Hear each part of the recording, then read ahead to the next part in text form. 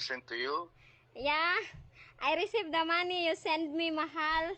I've been in Emloiler. I receive all the money that you send me. I will count it. Thank you for sending me money, mahal. It is You're welcome, mahal. yeah, it is, I already count this, mahal. It is 31,000 pesos.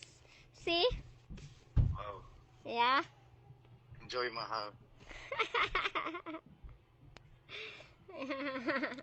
Yeah, thank you so Are you much. happy? Yeah. Thank you so much for sending Welcome, me mahal. money. I am so very happy. Huh? See? Welcome, mahal. Ayan. You're welcome always. See, mahal, the money that you send me. Thank you so much. Yeah. Welcome, mahal ko. Yeah. Love you na, sup-sup. Sup, mamor.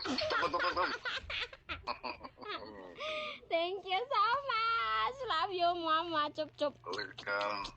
Mama, sup. Do you love me?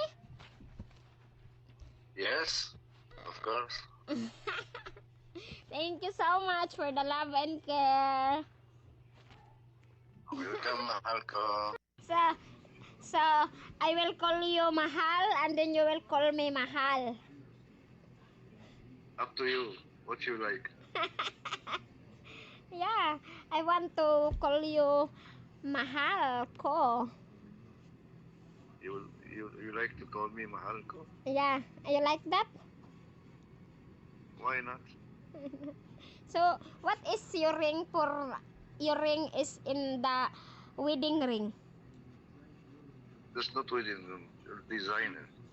That is design ring. Yeah. What is that? What is that ring? It is passion ring or it is gold or silver? What is that ring? Silver. Silver ring. My Yeah. ring is gold ring, but it is not expensive. It is only I think 5,000 pesos, I think. Good.